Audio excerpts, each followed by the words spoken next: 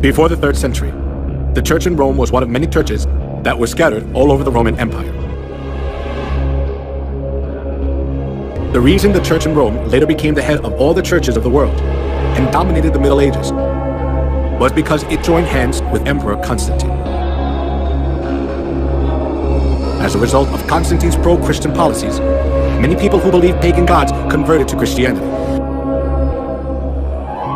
This consolidated Constantine's political position, and there was no need for the church in Rome to refuse the converts because it was a good opportunity to secure its religious position.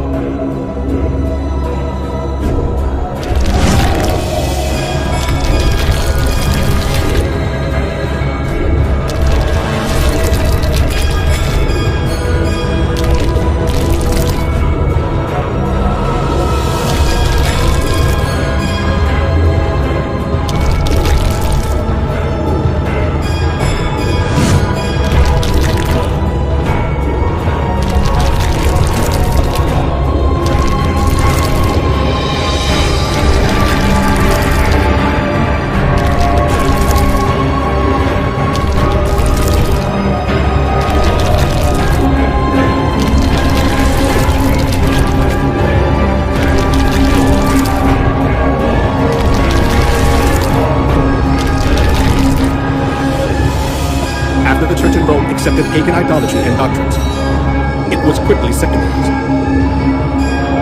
During the Middle Ages, it was even hard to tell the difference between the church and the secular world. The Catholic Pope enthroned kings, and kings protected the Catholic Church. Opposing the Catholic Church itself was rebelling against one's own country. The Pope wielded an absolute power. We can see just how powerful he was through one incident: the humiliation at Canossa. That happened during the time of Pope Gregory VII. Pope Gregory VII claimed that the Pope could not be judged by anyone on earth, and he could dethrone emperors and kings, and excommunicated Henry IV, the Emperor of the Holy Roman Empire, in the course of the investiture controversy. As Henry IV was faced with the crisis of being dethroned, he went to the Pope who was in Canossa.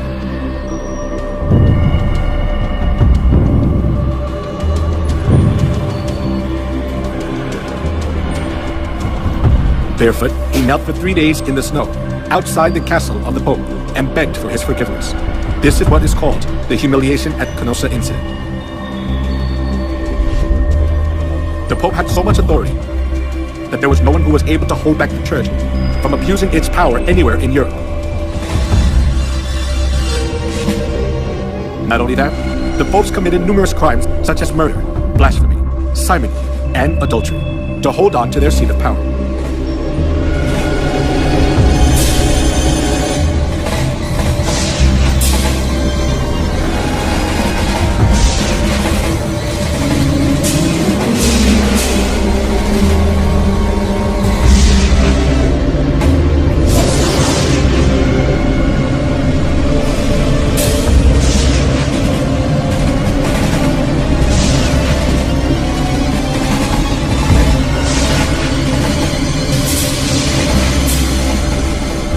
We cannot even fathom the evil deeds of the corrupt popes.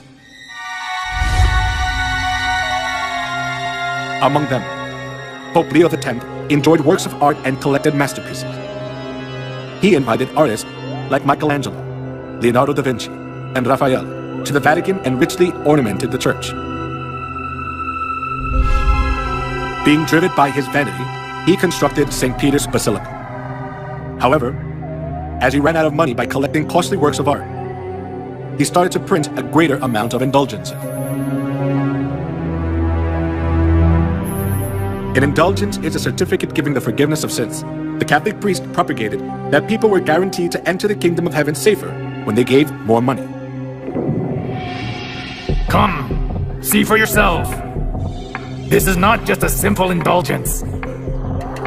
Even though you don't do confession, all your sins will be forgiven. Even the sins of your relatives in purgatory will vanish. Will you just leave your mother to suffer in the fire? Come here, everyone. Come. When you drop the coins in the box and it makes a clinking sound, then the souls will arise from the fiery purgatory.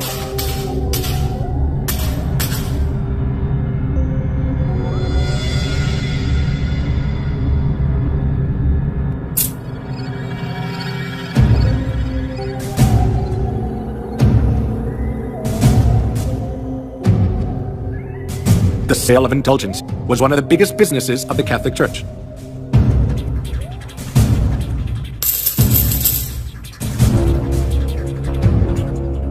Since indulgences was a good solution for those who were seized by the fear of hell, numerous people gathered to buy the kingdom of heaven.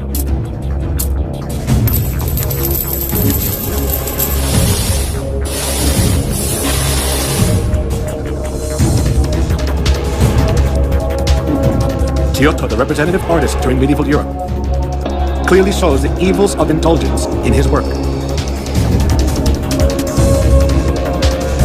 The Last Judgment. In the painting, Jesus, the judge, is in the middle and the apostles are on both sides.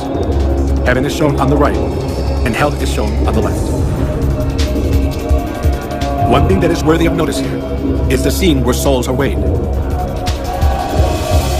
A man who is on his knees presents a model of the chapel to three women. The name of the man is Enrico Scorveni. He was a notorious loan shark of that time. Because loan sharking was a big sin, he could never dream of entering the kingdom of heaven. However, even though Enrico was a loan shark, he bought indulgences and paid for his sins, and proudly purchased the ticket for the kingdom of heaven.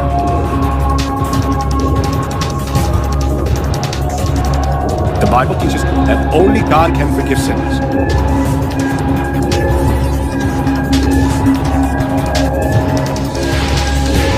However, the Catholic Church insists that the Pope too has the authority to forgive sins.